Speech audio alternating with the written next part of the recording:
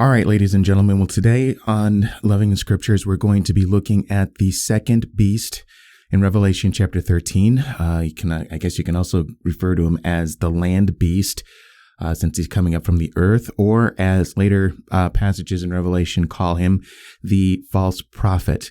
What are we to make of this second beast? How are we to understand him? And how does he have connection with the first beast, the beast that we've been looking at up to this point here in our study? Well, we're going to get into all of that.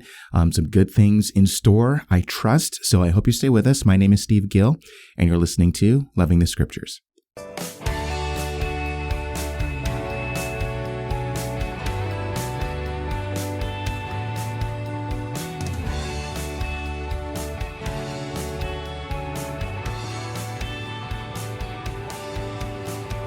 All right. Well, if you've been with us, you know that we've been going through a study of the book of Revelation. And it has been, I don't remember the exact date that we started. This study in the book of Revelation, but we did start about mid-December of last year. So it has been, we might as well just call it a year, give or take a few days. So we've been in Revelation for a year with some breaks here and there, obviously, and you know the pattern of that and how we take breaks every once in a while just to get a little bit of a variety. But it's been a year, and not sure how long it's going to take for us to get through the rest of the book, but we're trucking right along. I trust and I hope and I pray that if you've been with us through this journey thus far up to this point, that it has served as a blessing to you, that it's been profitable, that you've been learning things, and that God is using this to transform you.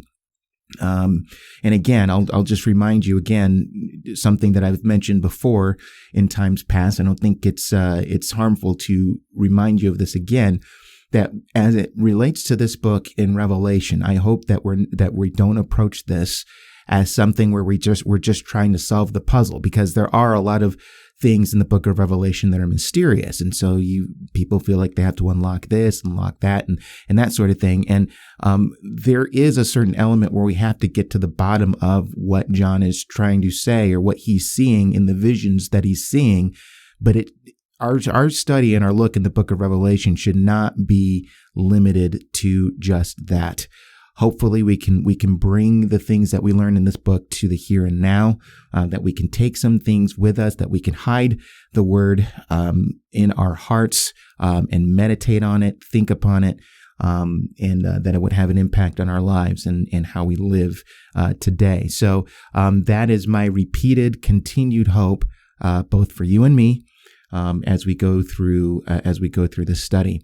One other thing before we get into the text, just remember that my book is available. It's been available now for a few months. So if you haven't gotten a copy, I don't know what you're waiting for, but Signs of the End. What did Jesus say about his own return and the events that point to it?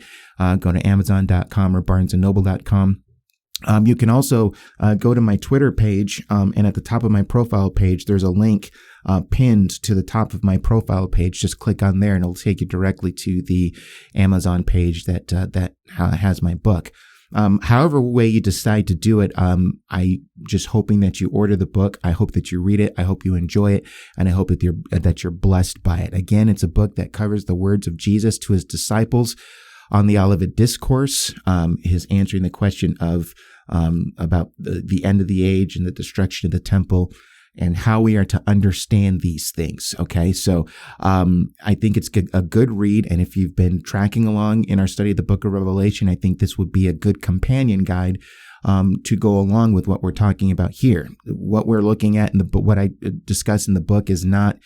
It's not a study of the book of Revelation. It's a study of the Olivet Discourse. Now, of course, Revelation is mentioned in there, but to get a fuller eschatological picture, just as far as my approach to it, how I see it, the episodes in this podcast, and I think this book will be two things that go together. So, Signs of the End. Go ahead and order yourself a copy of that. Okay, so.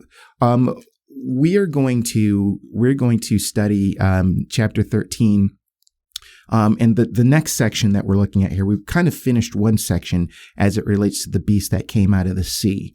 Okay, we've spent the last few weeks looking at him, and now we're going to get into the second section here. So we've looked at verses 1 through 10 in the last few weeks, and we're going to pick up in verses 11 through 18. We're not going to cover all of that, surprise, surprise, today, but it will take probably maybe at least 2 episodes. If it's going to be 3, it's going to be in that last section there where we're kind of going to break that up in 2. So yeah, that's kind of the plan here. So what I'm looking to do is get through verses 11 through 15, and then pick up verses 16 through 18 on another episode. But for now, let me just read the entire passage so we have everything in full here. Okay. So in chapter 13, starting in verse 11, it says, "Then I saw another beast rising out of the earth. It had 2 horns like a lamb, and it spoke like a dragon. It exercises all the authority of the first beast in its presence, and makes the earth and its inhabitants worship the first beast whose mortal wound was healed. It performs great signs, even making fire come down from heaven to earth in front of people. And by the signs that it is allowed to work in the presence of the beast, it deceives those who dwell on earth, telling them to make an image of the beast that was wounded by the sword and yet lived. And it was allowed to give breath to the image of the beast, so that the image of the beast might even speak, and might cause those who would not worship the image of the beast to be slain. And it causes all, both small and great, both rich and poor, both free and slave, to be marked on the right hand or the forehead, so that no one can buy or sell unless he has the mark, that is, the name of the beast or the number of its name. This calls for wisdom. Let the one who has understanding calculate the number of the beast, for it is the number of a man, and his number is 666. You notice I say 666 instead of 666. Why do I say that? Well, we're going to talk about that when we get there on another episode, so we won't get into that now. But, me reading it that way, that might have piqued your interest, saying, why did you say it that way? Why isn't it 666? I will explain when we get there, either next time or the week after that. I'll let you in right now. I'm not sure whether we're going to pick up where we left off next time, or if we're going to take another break in the week just to kind of talk about things having to do with Christmas and things like that. So that's up in the air. So that's why I'm saying either next week or the week after. But so there's the whole section with that having to do with the land beast, and of course he's going to be reappear again, and in those future sections in Revelation, he's going to be called the false prophet. So with the introduction of this second beast, we have the third member of what we've called the unholy trinity. We have the dragon, which we've seen in who is Satan, which we've seen in chapter 12. The beast, the first beast, or the beast from the sea, which we've been looking at in chapter 13, verses 1 through 10. And then there is the second beast, the land beast, or the false prophet, which we just read here in verses 11 through 18. Okay. So, and as you can see, this second beast is very much tied into things having to do with the first beast. Now, let me just remind you, and we don't have to spend a great deal of time in review here, because I don't want to repeat at length everything that I've said at length in the past episodes. But remember that with the first beast, we're dealing with a composite conglomeration of nations that are against Christ and his people. We're not dealing with a single individual that appears at the end of the age, or close to the end of the age, who operates during a 7-year tribulation period. Now, I do believe that there is a future Antichrist, a future man of lawlessness. I think that his story is more laid out in places like 2 Thessalonians chapter 2, but I don't think that that's the same as what we're dealing with here in Revelation chapter 13. I think Revelation chapter 13 is a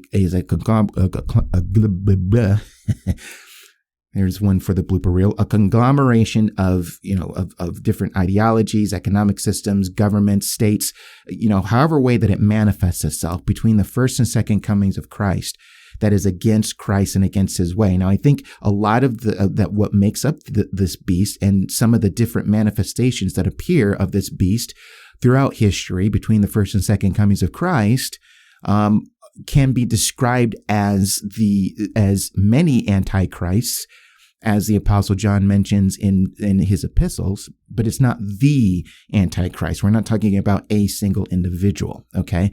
And this beast, as we saw last time, is one who, I guess you could say the last couple of times, episodes, is one who was made war against the saints and has conquered them. So we're dealing with the church that is under heavy persecution. And again, when we take into account what we're dealing with as far as the original audience, the first century audience, the churches in Asia Minor, they look at things and how they're described in Revelation and specifically with this beast, and they would have understood to a very large degree, and I think even better than we understand today, what John is talking about or what's being alluded to as John is describing the visions that he himself saw.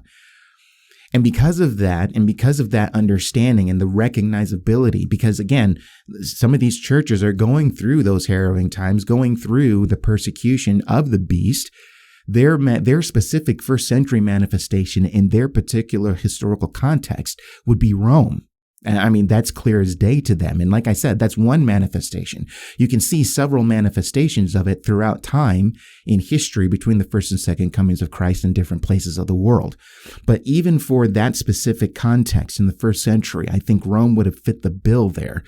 And so the first century audience would have really understood what John was talking about. And because of that, what we see at the end of verse 10, which we talked about last time and where we left off, where he says, here is a call for the endurance and faith of the saints. So in other words, this is saying this is how you are to respond in light of everything that's being described here, and what you yourselves are actually going through right now. This comes to show that what we're dealing with here is not something that's reserved for the future, because it's, John is giving them, the first century audience, and I think that us by extension, he's giving them application points here. And that's one of them. That doesn't sound like something that's reserved for Christians in a 7-year tribulation period. He's talking very much specifically to that first century audience. And since this is something that I think is going to be cataloged all throughout human history between the first and second comings of Christ, this is something that speaks to us today as well. Okay? So I think that that's how we should understand this. Now, as we get into the second beast and what he's all about, I think it's important to be aware again of the context that we're dealing with as it relates to the original first century audience, because the danger is, and I see and I read this in different places, and I don't think that this is correct, where we look at these things totally in a future sort of way, and we kind of explain things in a futuristic way exclusively. And by that, I mean that we come up with interpretations that are understandable to us, while at the same time, it would have absolutely no bearing or understanding of the first century audience and what that would look like for them. In other words, it's an application that totally bypasses the original audience and has complete and direct application to us in the 21st century today. And I don't think that that's the way that we should be looking at this book. So it's going to be important for us to remind ourselves how this would have looked for the first century audience. And I think that even with that, in addition to that, we can see how this stuff is being fleshed out even today. And I do want to stress that I think that this is a present thing, because here again, we see that there's a whole thing where if we look at this exclusively as something that's future, and nothing that has anything to do with us, we think, oh, okay, well, I mean, this isn't something that's really being said to me,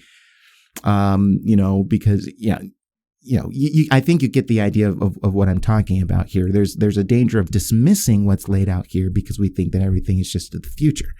And I don't want you to do that. So there's a past element, there's a present element, and there is a future element, just as long as we're talking about how these things continue to manifest themselves leading up right up to the time when Jesus Christ comes back. Okay. That's what we should grasp here. Okay. So as it relates to the second beast or the false prophet, I think the one thing that I think is important for me to lay out at the get-go is that I don't think, just like with the first beast that we've been looking at over the past few weeks, I think that with the second beast, it's important for us to understand that we are not dealing with a single individual, okay? We're not dealing with a single individual, and I think that would make sense if the first beast isn't necessarily a single individual.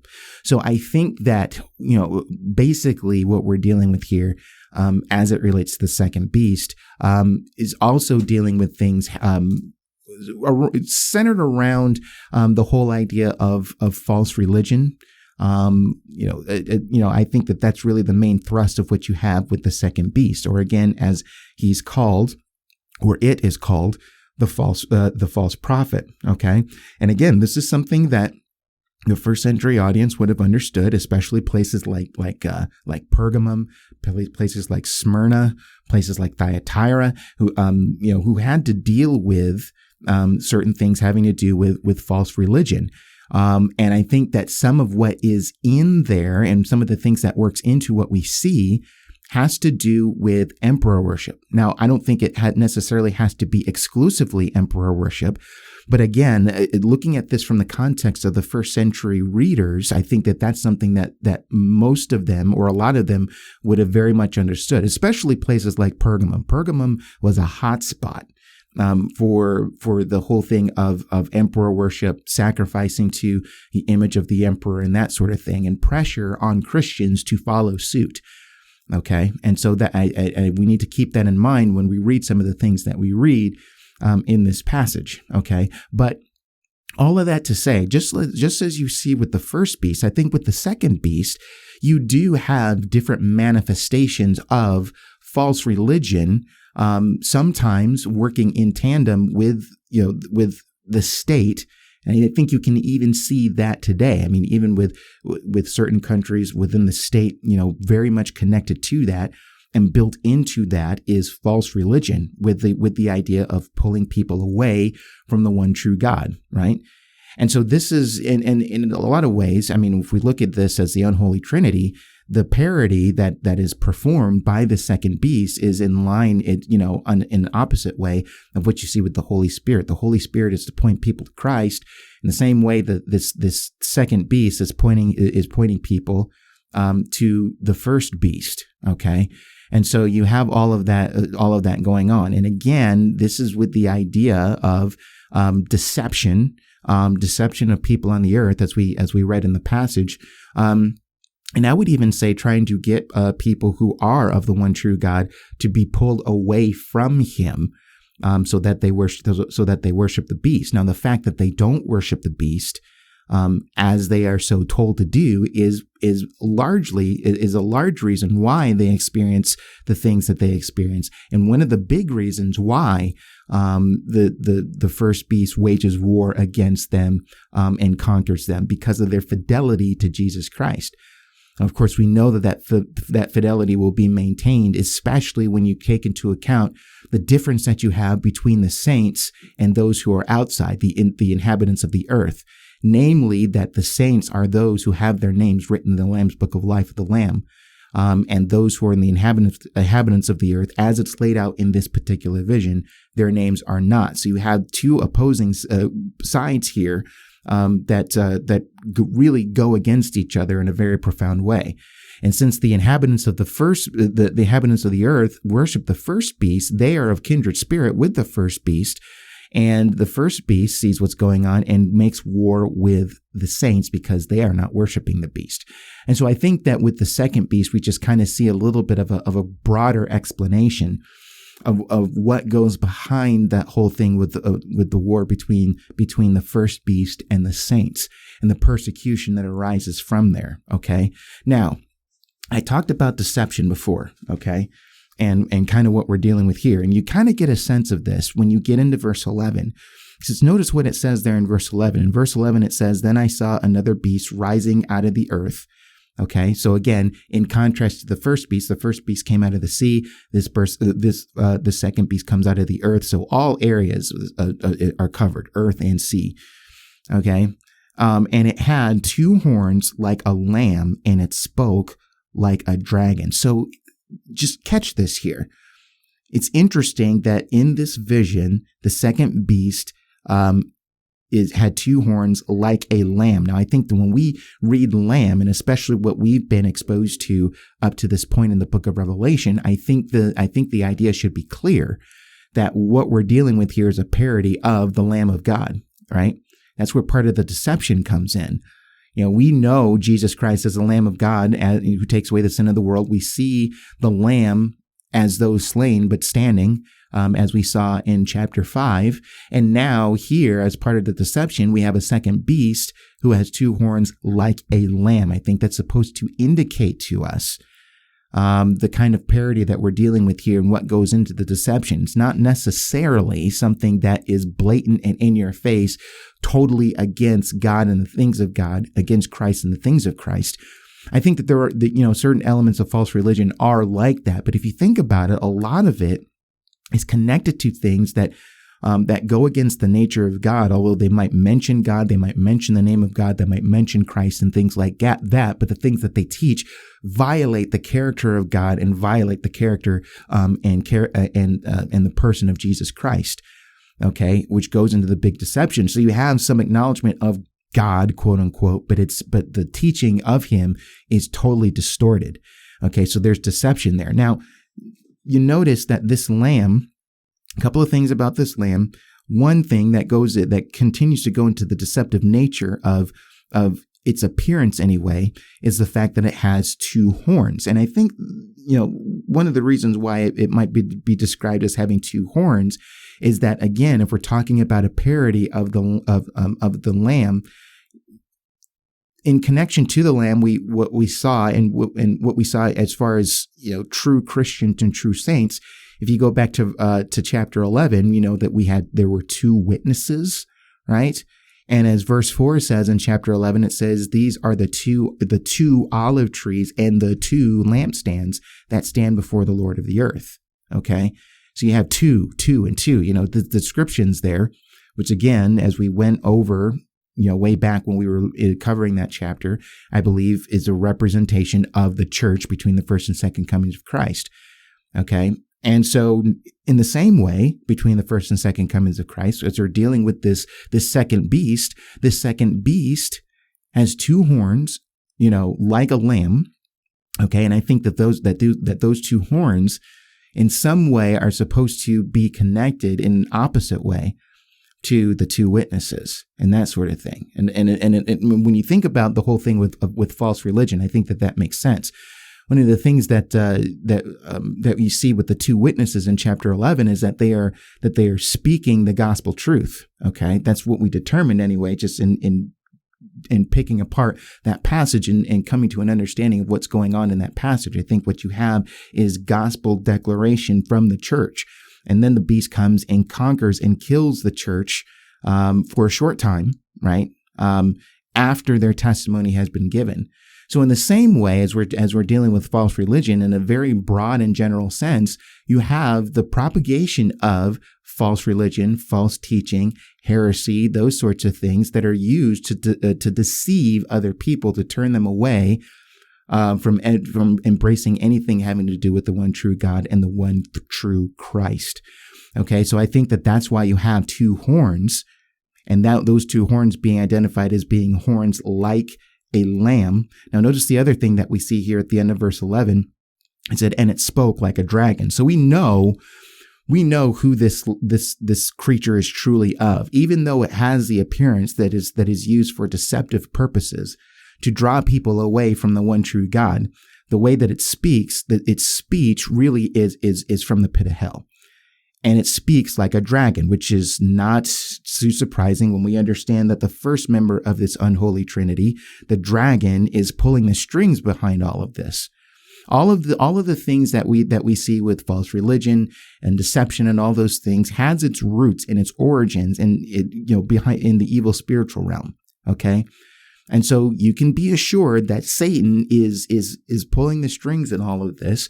Now, I will hasten to say, and we'll talk about this here in a little bit, that doesn't mean that Satan has control independent of God's sovereignty.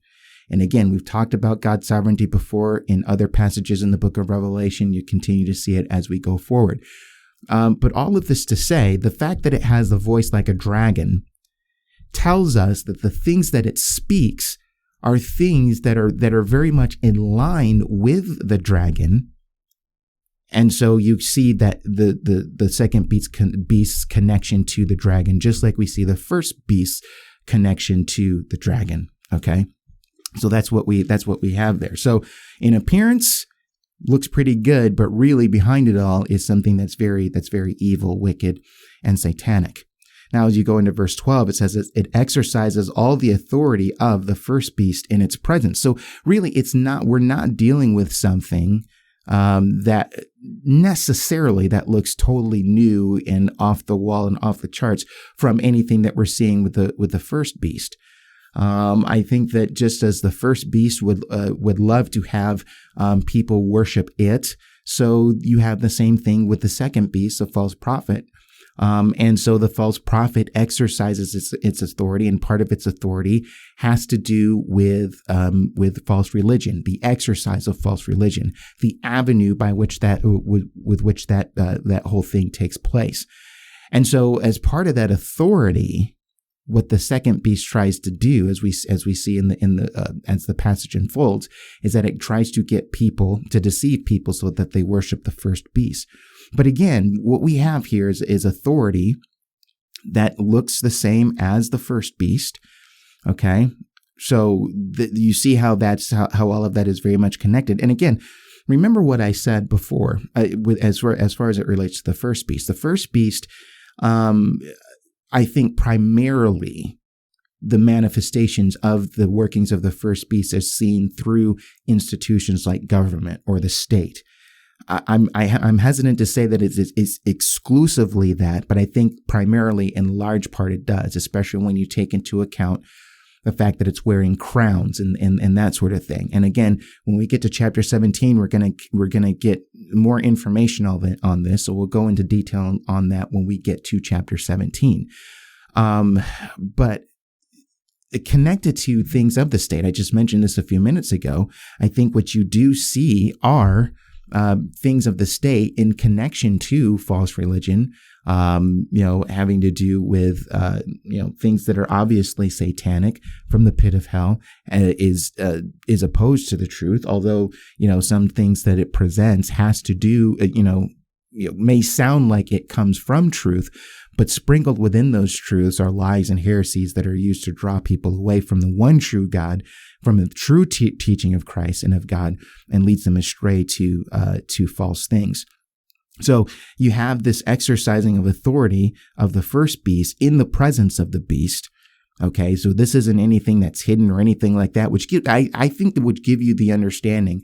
Just as we're using the language of the vision here, the authority is exercised of the first beast in the beast's presence.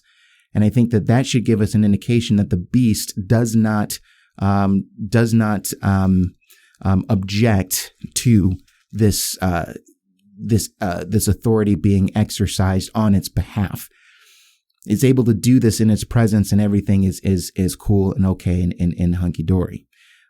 Is the idea that you should get. Okay, so this second beast, as it says there, exercises all the authority of the first beast in its presence and makes the earth and its inhabitants worship the first beast, whose mortal wound was healed. So again, just to remind you again, we've mentioned it several times, but just to remind you again that when it's talking about the earth, and as it's mentioned here, and its inhabitants, the inhabitants of the earth, or those who dwell on the earth, we are dealing with people who are unbelievers. That's been the common, consistent pattern that you see throughout the book of Revelation.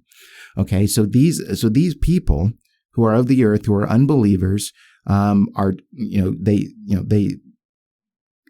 as it says here, it says, and it makes the earth and its inhabitants worship the first beast. Now, of course, we've been seeing this already. We've been seeing this in when it's been talking about the first beast. Remember in verse 4 it said, "And they worshiped the dragon, for he had given his authority to the beast, and they worship the beast." And again, this is a description of those who dwell on the earth. So they are worshiping the beast, and the thing that they say in verse 4 is that who is like the beast and who can fight against it? Okay. Now, did you notice? And again, we talked about this. We talked about this when we went over that verse a couple of weeks ago. That sounds very much like Old Testament language used from people who worship God, or even when God speaks of himself, when he says, "Who is like me?" You have worshipers or things written in scripture in the Old Testament where it say, "Who is like you, O God?" or something along those lines. So there again, even there, you see a parody of that, which kind of gives you an understanding that there is somewhat of a deified sort of perspective on this and how the people of the earth look at this first beast. Okay. And so they're seen worshiping the beast. Okay. So that's what we've seen as it relates to the first beast. Here with the second beast, I think we're just seeing one of the avenues through which that happens. Okay. And so, as it says there, it makes the earth and its inhabitants worship the first beast. And again, we're reminded there whose mortal wound was healed. And I think that part of that the whole thing of the wound, the healing of the wounded head there, kind of is kind of one of those things that contributes to why people want to worship the first beast. Now, as we talked about before, because this isn't the first time in chapter 13 that this whole thing is brought up about the wound that is healed. As I talked about before, I think a lot of that goes into, it can be explained with the legend at that time about the return of Nero, who committed suicide in 68 AD. And a lot of people were expecting him to come back, saying that he never died or never committed suicide, and that he was waiting for a time to come and reconquer his land again and take rule. And I said that we'll talk a little bit more about that when we get into the mark of the beast. So even though it's mentioned here, we won't go into too much detail of review now. We'll probably reserve that for when we start talking about the mark of the beast. Okay. So, but again, that's just another reminder there, that we're dealing, the beast, at least the first beast, had a mortal wound and it was healed. Verse 13, it performed great signs, even making fire come down from heaven to earth in front of people. Okay. So I guess the natural question I think that would be on a lot of people's minds would be, is this something that is done, with sleight of hand? There's some sort of explanation of this. Or is this something that is satanically inspired and something that Satan in the evil spiritual realm performs? And I think that you can say that both are possibilities. I think that most definitely what you can see and what you can pick up on is that a lot of things that do happen in the evil spiritual realm can be done to deceive other people. So whatever signs or wonders or whatever you're looking at here, can be things that are produced by the evil spiritual realm with the allowance of God. I think that that's an important element that we're dealing with here as well, because one of the things that you see, I think it's in the next verse actually. Let me see here. Yeah, in verse 14, and by the signs that it is allowed to work in the presence of the beast. Who's allowing them, this second beast, to do these things? I think, in somewhat of a direct sense, you can say this is from the dragon. But again, if we understand that the dragon can't do this outside of the will and sovereignty of God, you understand that God is the one who ultimately allows this to happen. And so that would lead to another question: why would God allow something like this to take place? And I think that the answer to that question would be the principle of what you see going on is people who continue to harden their hearts towards God and to the things of God. More of the light is taken away. Their hearts become harder, and the more that they are set up to be swept in by deception from other means, from false religions and false teachings and that sort of thing. I think that that's ultimately what you're dealing with there. Just to give you a clue of this, and then we went over this, I believe, a few weeks ago as well. But in 2 Thessalonians chapter 2, remember when it's talking about the man of lawlessness, remember how things are described with him when he comes on the scene. So in 2 Thessalonians chapter 2, let me pick up in verse 8 where it says, and then the lawless one will be revealed, whom the Lord Jesus will kill with the breath of his mouth and bring to nothing by the appearance of his coming. The coming of the lawless one is by the activity of Satan, okay, with all power and false signs and wonders, and with all wicked deception for those who are perishing, right? So there's the target there, because they refuse to love the truth and so be saved. Therefore, verse 11, therefore God sends them a strong delusion so that they may believe what is false, in order that that all may be condemned who did not believe the truth, but had pleasure in unrighteousness. So there we see that as it relates to the final at the end, which I believe that's what's being described there in 2 Thessalonians chapter 2. When the final when history's final comes to its peak, that's one of the things that you're going to see there. And this is part of a delusion that God himself sends, and he's going to allow the lawless one to work wonders and miracles in accordance with the works of Satan in order that people are deceived. And the reason why God allows them to be deceived is that they refuse to love the truth and so be saved. And so that's what it's talking about as far as the end. Now, that's regarding the end. Now, as I've mentioned before, as it relates to Revelation chapter 13 and many other places in the book of Revelation as a whole, we're not dealing with the very, very end. You have certain areas in that book that do deal with the end, but especially and specifically what we're dealing with here in Revelation chapter 13, we're not dealing with things that happen at the very end. We're dealing with things that happen between the first and second comings of Christ. So I do think that you see previews of this. All right. You do see previews of what we're going to see in the end of people who continue to reject and reject and reject. And so God deludes them, I would say, even here in history, in between the first and second comings of Christ. Now, is everybody between the first and second comings of Christ deceived? No. As we've seen in different visions, we know that there are people who had been inhabitants of the earth who God saves. And you see that in the form of the great multitude plus the 144,000.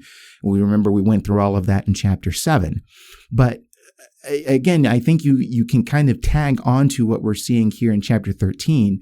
We can see kind of a preview of what we're going to see in the end at the final, when the man of lawlessness, the Antichrist, comes on the scene and a delusion is sent to people who refuse to believe in the truth. You see that to a certain degree, I think, here. And I think that's what you have going on there. So verse 13, it performs great signs. Now, listen to this. Even making fire come down from heaven to earth in front of people. Now, those people who take an exclusively futuristic, perspective on this, will look at this as something that happens in a 7-year tribulation period that is yet future. And I think that's something that's especially easy to believe when you come to an understanding that, or even you ask the question, when's the last time you saw somebody bring fire down from heaven in front of people? I mean, that's just something that you don't see. So this must be something of a very spectacular display that happens before Christ comes back within a 7-year tribulation period. But I think really what's going on here, remember, one of the principles that we've been observing over and over again is how these visions tend to draw things from the Old Testament that the first century audience would have understood to give them an idea of what they're dealing with in the here and now. Okay. Which really should show us, really, as it relates to things that we're not, we're dealing with things that we should be familiar with. Now, what is this that we're dealing with here that people should be familiar with? Now, it's not anything that's from the Old Testament that is in an exact form. It's actually something that works somewhat in an opposite direction. So if you think about Elijah in 1 Kings chapter 18, and the whole thing about how fire came down from heaven and consumed his sacrifice and the water that was in the trench, as opposed to the prophets of Baal who were dancing around and they were slashing themselves, calling upon their gods, calling on him to call fire down from heaven and everything, and nothing happened. I think that that's really what's supposed to be brought into view here. Now, again, like I said, we look at this from an opposite perspective. In 1 Kings chapter 18, you see the one true God manifesting himself in a very powerful way by heeding Elijah and his call and bringing fire down from heaven to consume the sacrifice on the altar and the water that was around it. Here, what we see in Revelation chapter 13 is the different thing where you have, the false prophet, the second beast, supposedly being able to call down fire from heaven, and this happening in front of people. Now, what are we to make of this here? Well, I think the idea that we're supposed to make of all of this is, again, the whole thing of how false religion is, the lengths that as I'm trying to find the best way to describe this, the lengths that it goes through, or it's allowed to go through to draw people in so that it can point to people, so it can point to the first beast and say, see, this is something that is legitimate. And so you can take my word for this, that you can worship the first beast because of the amazing things that you see. Even with First Kings chapter 18, the prophets of Baal, after they saw God come through, they said, oh, God, he is the one true God. He is God. Now, of course, it was too late for them, because even though they acknowledged that, Elijah ordered the prophets of Baal to be killed in that situation. But the idea here is that when you have this wondrous display, as described in chapter 13, it's supposed to bring to our mind what happened with Elijah. And in the same yet opposite way, people are like, oh, this is truly God right here. Now, the difference is what we're dealing with in Revelation chapter 13. We're not dealing with a competition. We're not dealing with a competition between the one true God and the false gods of Baal, and then God winning the day just based on what he's able to do. Again, this is something that God is allowing to happen. So this isn't something where we're seeing, the one true God and the gods that we see in false religion going face to face.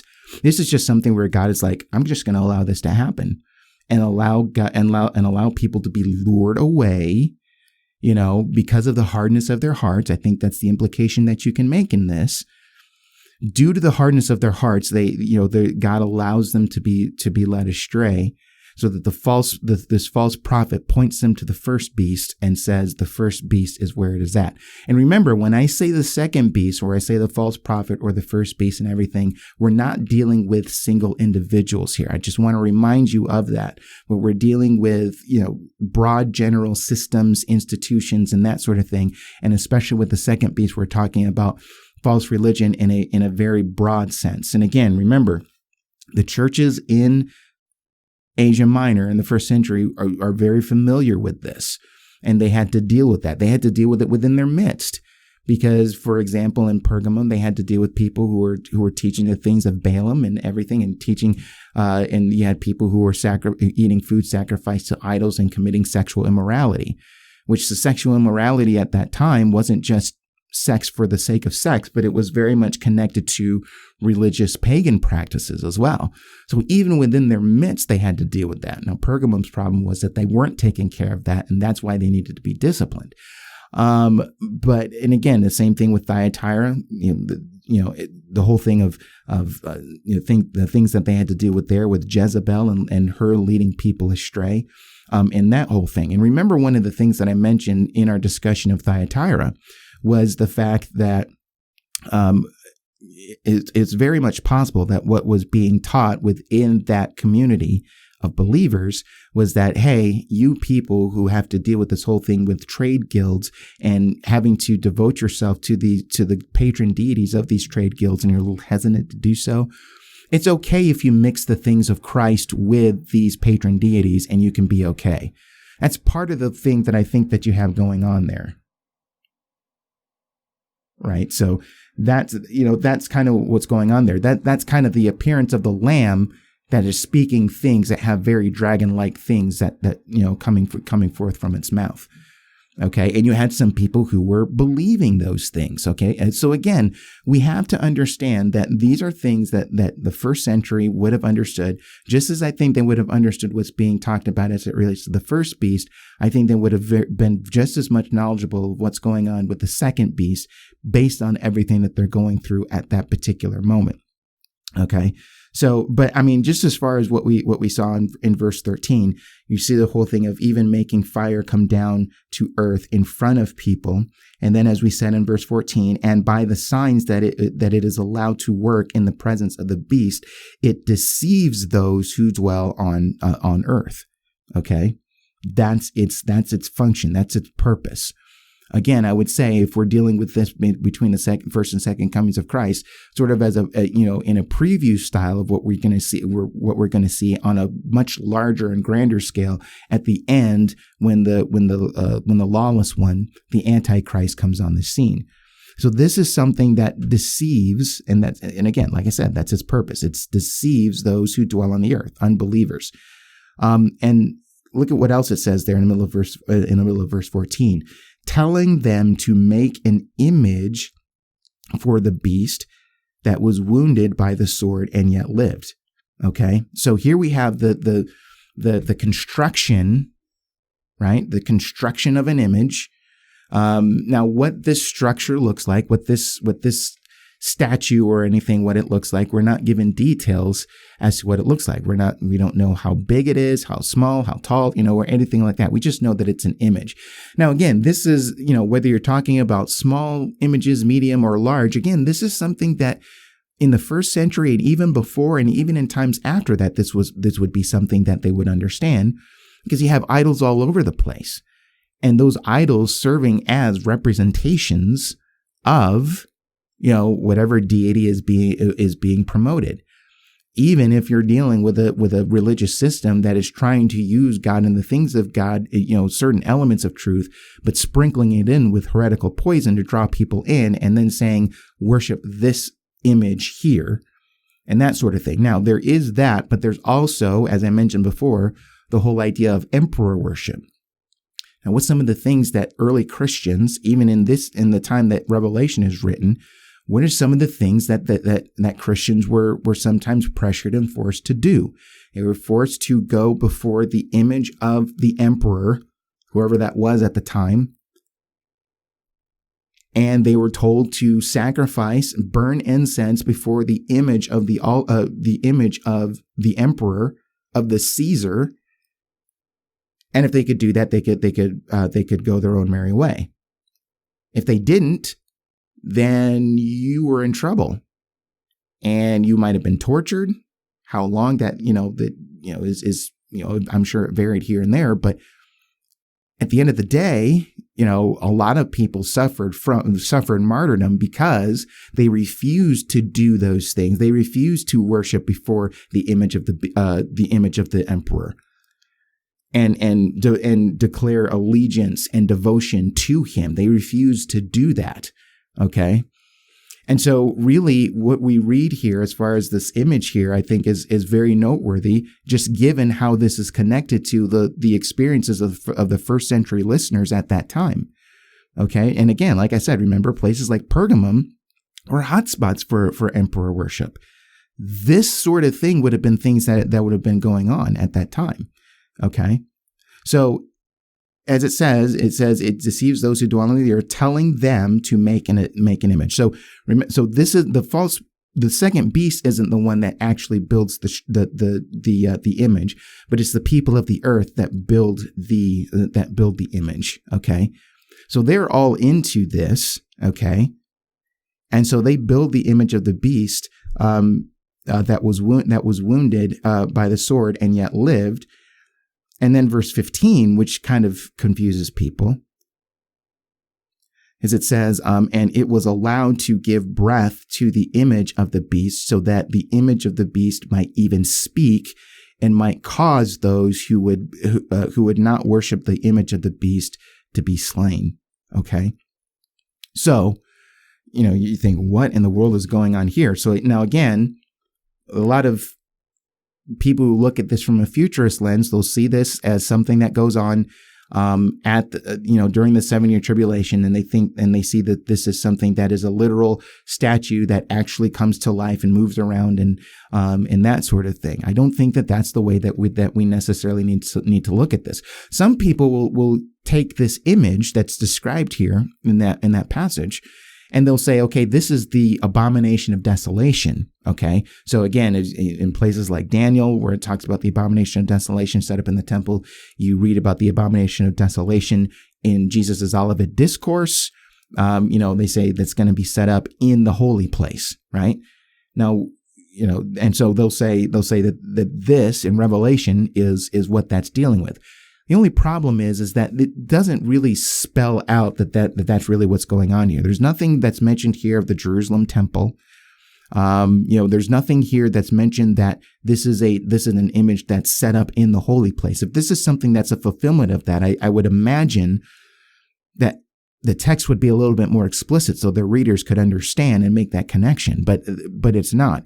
For all we know, this could be like the statue in Daniel chapter 3 that's set up in the plains of Dura. And in fact, I think that there's more connection to that. Again, this is something that's supposed to draw the readers or the hearer's attention to the Old Testament, something that sounds familiar. Maybe doesn't sound exact, but it's something that's supposed to jog the memory of what we're familiar with, or what we should be familiar with in the Old Testament, to give us an understanding of what we're dealing with here. And I think that is much more in line with this text, especially when we see at the end of verse 15.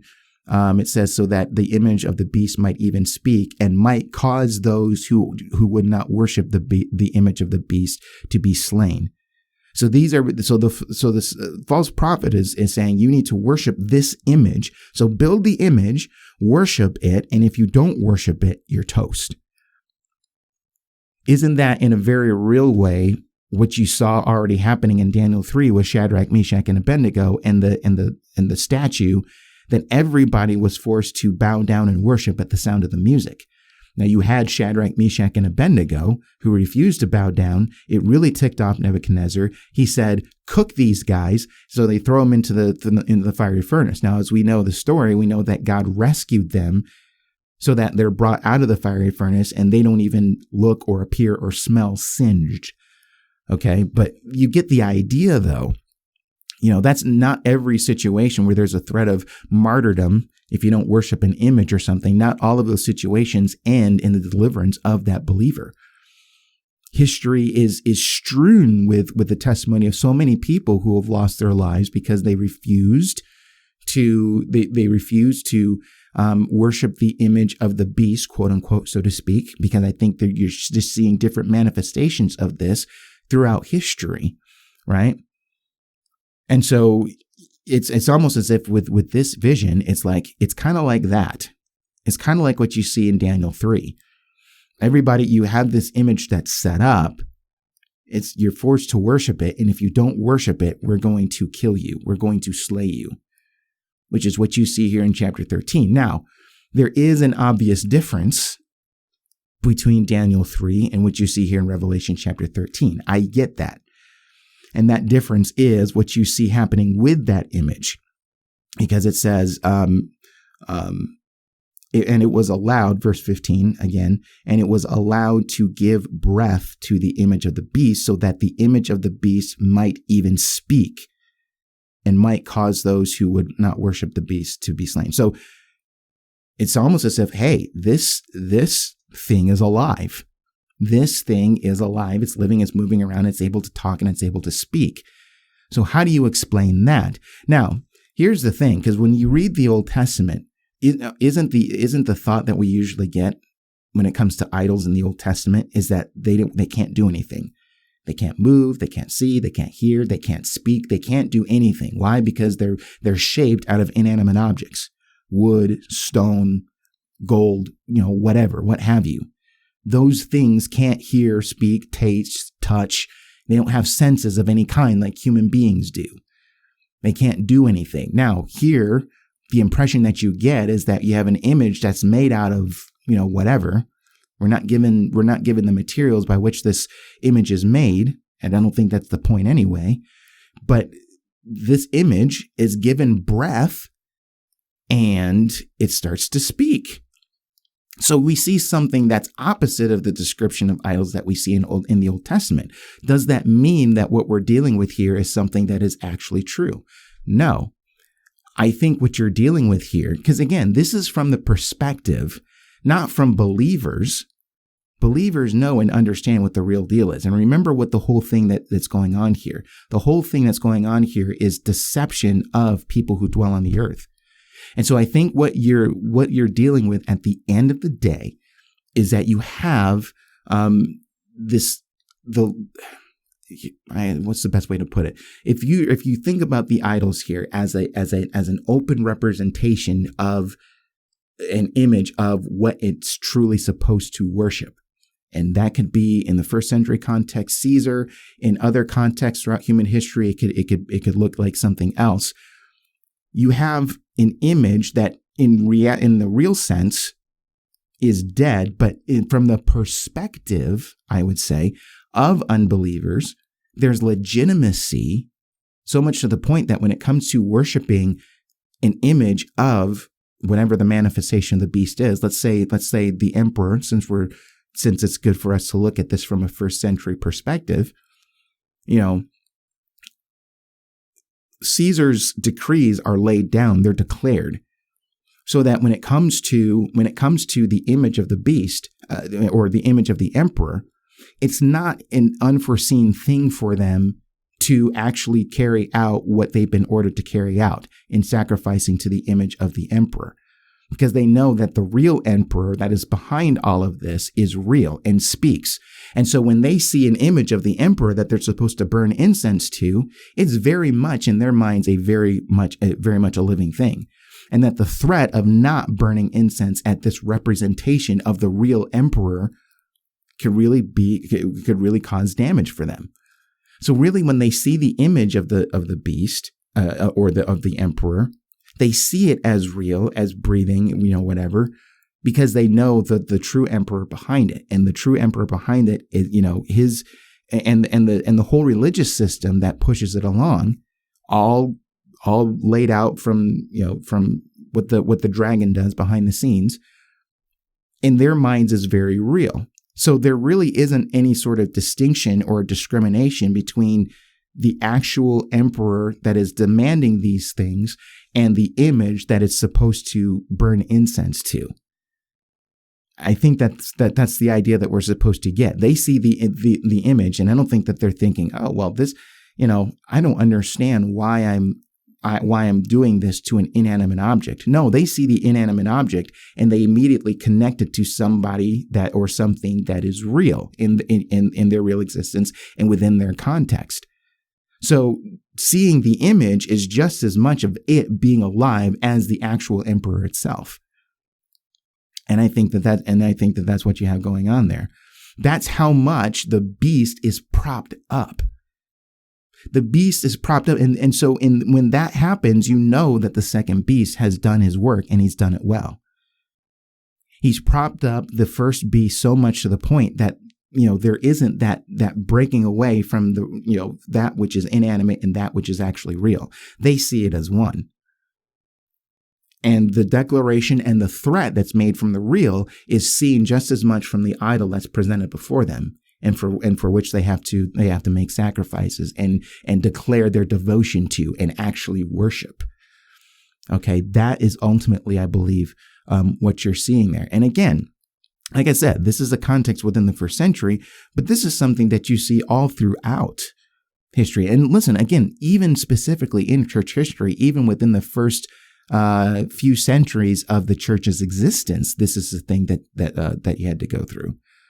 And this sort of thing put pressure on believers in those times when they had to go through those sorts of things. And what happened when people refused to do what Rome told them to do? They were killed.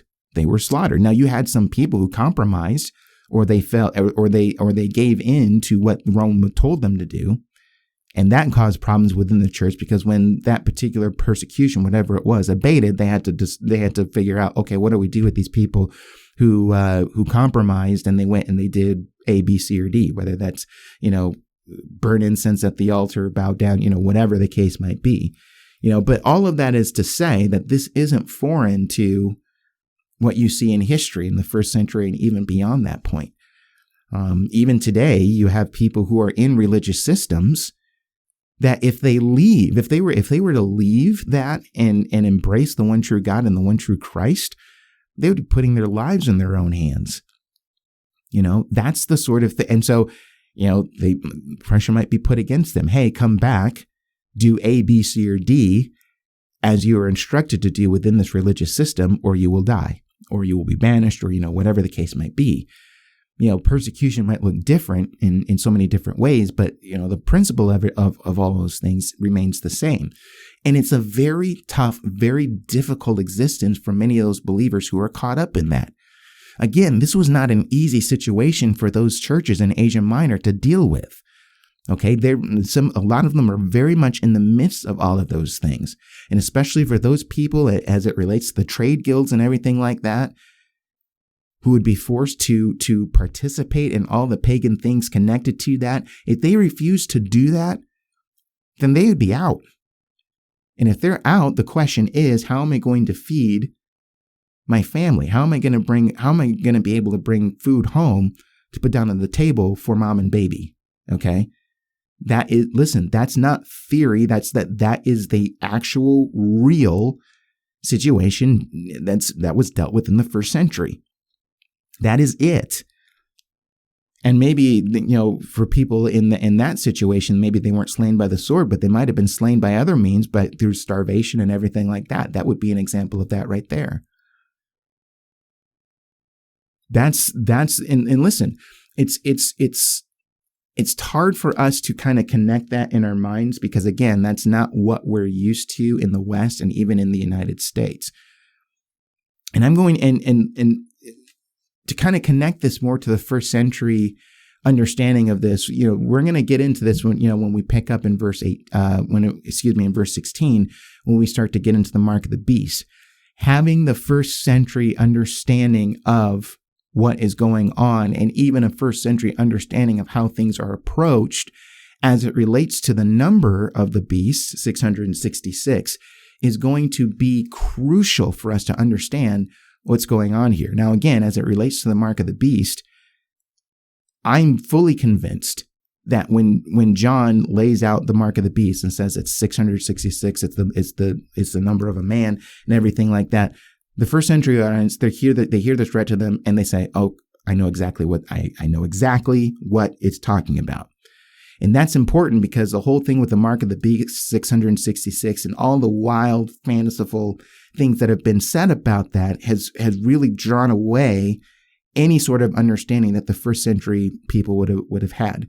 And so we have to avoid that, and we have to be very careful of that. So I guess all of that to say is that I hope you see how important this is, of having the first century context in mind. These are things that we've seen in the history of the first century, even in the second century, third century, and beyond, and even up to the time that we have even today. You don't think that there are people, Christians in other parts of the world, that are facing the same thing, facing things of having to worship the beast? Now, the beast, like I said, has different manifestations depending on times in human history, places that you exist in the world, and that sort of thing. But you don't think that this is something that people in other parts of the world today have to deal with? And they're dealing with a situation of a second beast trying to get them to worship the first beast. And if they don't worship the first beast, their history, they're toast. That's what you have going on even today. So remember, when it comes to the book of Revelation, remember what we saw at the very beginning in chapter 1, that this is a book of signs. These are things that signify something. So we're not talking about something where we're dealing with an image that actually gets up and starts moving around and talking and things like that, in that sort of thing. It's supposed to be a sign that signifies something. And I think, again, what I said that signifies is the reality that people, from an unbeliever's perspective, because that's how we are to see this, make the connection between that and the emperor that they know that they're worshiping as they're worshiping that image. Okay. And the threat, whether you're standing in front of the actual emperor or burning incense, or forced to burn incense at an image of that emperor, the threat is all the more the same and all the more real to the participants who are doing these sorts of things. Okay.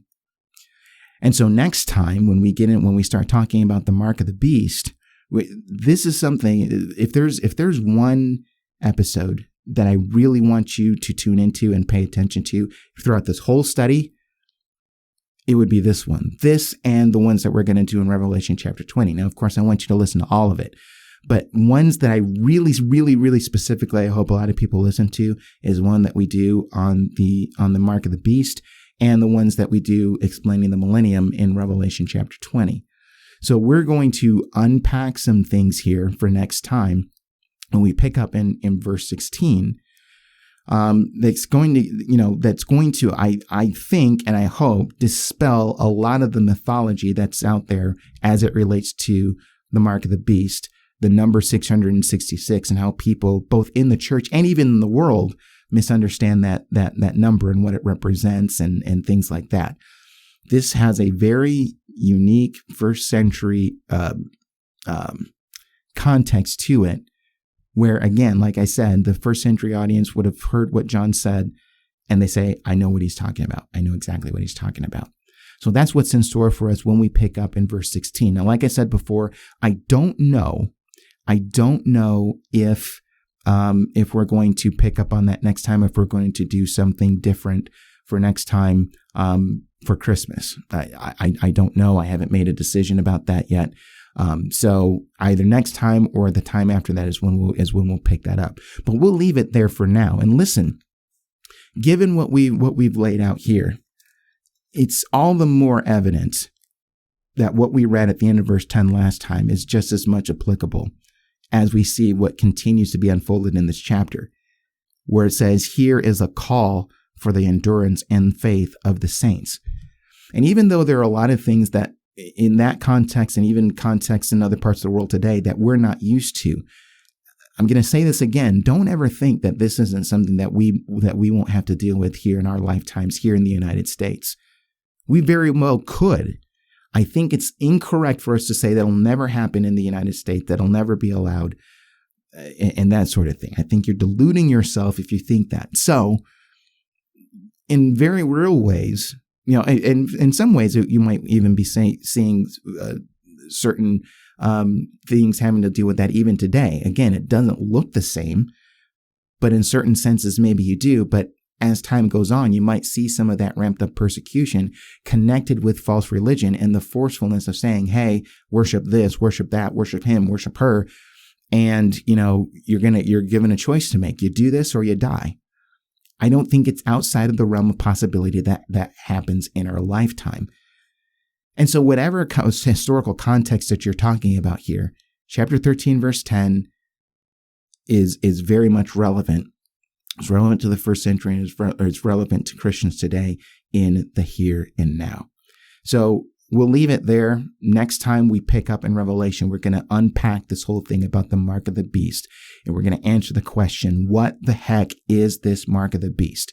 We want to come and tune in for that. I promise you that, and hopefully we can make things clear on that so we can all understand what John is trying to communicate as he lays that out to his first century audience. Okay, so we will leave it there. If you enjoy this show and you haven't done so already, I would encourage you to subscribe to my show on Apple Podcasts. You can also do so on iHeartRadio, Spotify, YouTube.